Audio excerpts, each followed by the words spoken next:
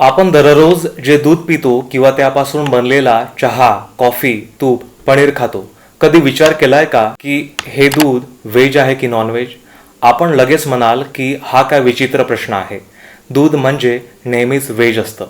पण जर मी तुम्हाला सांगितलं असं एक दूध आहे ज्याला नॉनव्हेज दूध असं म्हटलं जातं आणि त्याच दुधामुळे भारत आणि अमेरिका हे जगातले दोन सगळ्यात मोठे लोकशाही देश एका मोठ्या व्यापार करारावर एकमेकांशी भिडले आहेत. भारताने अगदी स्पष्टपणे सांगितलं आहे की हा आमचा नॉन निगोशिएबल रेड लाईन आहे, म्हणजे आपण यावर तडजोड करणार नाही. भारताने अमेरिकेला म्हटलं याला ओलांडण्याचा प्रयत्न सुद्धा करू नका. पण नॉनव्हेज दूध म्हणजे नेमकं काय? भारतामध्ये गाईला आपण पवित्र मानतो. आपल्याकडच्या गायी मुख्यतः गवत, चारा, ढेप म्हणजेच पूर्णपणे वनस्पतींपासून बनलेला चारा खातात. अमेरिकेसारख्या अनेक पाश्चिमात्य देशांमध्ये गायींपासून जास्त दूध मिळावं म्हणून त्यांना उच्च प्रोटीन असलेला चारा दिला जातो. आणि हे प्रोटीन कुठून मिळतं? तर अनेक वेळा प्राण्यांपासून, म्हणजेच प्राण्यांचं मांस, हाडांचा चुरा, रक्त अशा गोष्टींना चाऱ्यात मिसळलं जातं. अशा प्रकारच्या चाऱ्याला इंग्लिशमध्ये रमिनंट फीड किंवा जुगाली करणाऱ्या प्राण्यांचा फीड असं म्हणतात.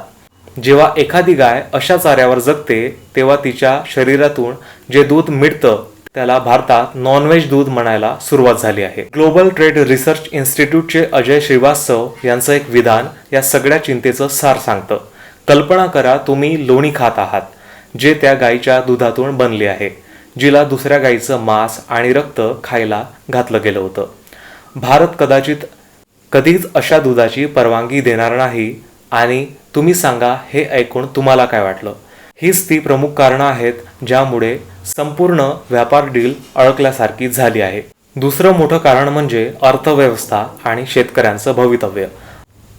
आपण आता आर्थिक बाजूकडे वळूया. भारत हा जगातला सगळ्यात मोठा दूध उत्पादक देश आहे. आपल्या देशात कोट्यावधी शेतकरी कुटुंब दूध व्यवसायाशी जोडलेली आहेत. हे त्यांचं मुख्य उत्पन्नाचं साधन आहे.